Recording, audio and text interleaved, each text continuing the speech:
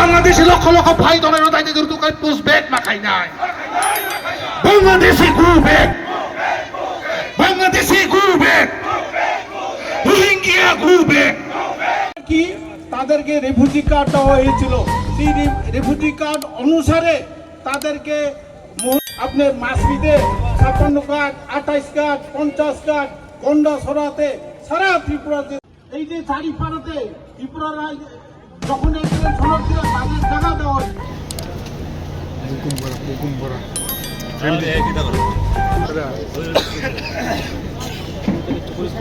56 card, 28 card, 50 card, গন্ডা সরাতে সারা।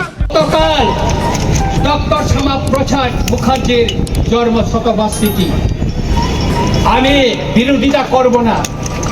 মাননীয় মুখ্যমন্ত্রী মহোদয় দীর্ঘদিনের আমাদের দাস আমল থেকে সেই জমি যেটা ছিল লাল মহল ছিল, দাস আমলে এটা ট্রেজারি ছিল, সেটা বামফ্রন্ট আমলে সেই জমিটাকে দখল করে সেখানে টাউন হল করা হয়েছে। আমরা বিরোধিতা করিনি, টাউন হল থাকুক, আমরা বিরোধিতা করিনি। কিন্তু গতকাল মাননীয় মুখ্যমন্ত্রী মহোদয় এই টাউন হলকে ডক্টর শ্যামাপ্রসাদ মুখার্জির নামে নামকরণ করার জন্য উনি ঘোষণা দিয়েছেন। আমি এর তীব্র প্রতিবাদ জানাই। কেন আমি প্রতিবাদ জানাই?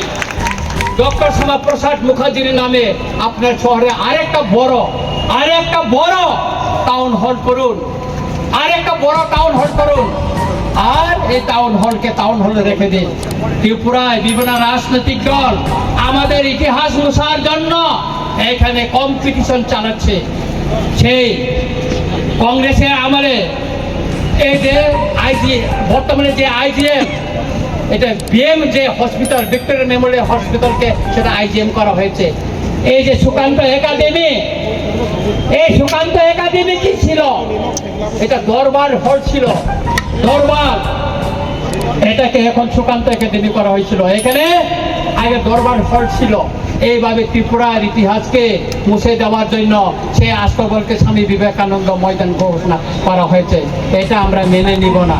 আমরা অনুরোধ করব মাননীয় মুখ্যমন্ত্রীকে, বিনয়ের সঙ্গে অনুরোধ করব, মাননীয় মুখ্যমন্ত্রী মহোদয়, আপনি আরেকটা জায়গায় অনেক কোটি টাকায় শীততাপ নিয়ন্ত্রিত একটা ডক্টর শ্যামাপ্রসাদ মুখার্জির নামে আপনি আরেকটা হল করুন, টাউন হল করুন, তাতে আমাদের এটা আমাদের কোনো আপত্তি থাকবে না।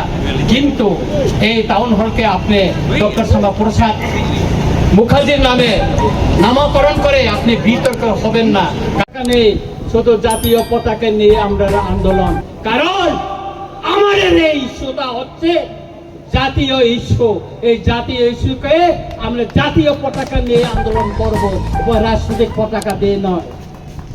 আমাদের মহারাজা বলেছিল পয়লা জাতি ওলোপাতি, সেই জন্য আমাদের জাতিকে আজ রক্ষা করতে হবে পয়লা, তারপর পার্টি। সেই জন্য আজকে পতাকা ছেড়ে দিয়েছে, পার্টির পতাকা ছেড়ে আজকে আমরা জাতীয় পতাকা নিয়ে লড়াই মাঠে নামছি। অনেকে হয়তো প্রশ্ন করতে পারে রঞ্জিত দেববর্মা ত্রিপুরা মঠার এমএলএ, উনি কিভাবে পতাকার বাইরে ত্রিপুরা মঠার বাইরে হয়ে গেল? না, আমি আজকে এখানে ত্রিপুরা মঠার এমএলএ হিসেবে আসেনি, আমি সাধারণ জনগণ হিসাবে, জনপ্রতিনিধি হিসাবে আমি এখানে এসেছি। এই লড়াই সর্ব অংশের জনগণকে নিয়ে লড়াই।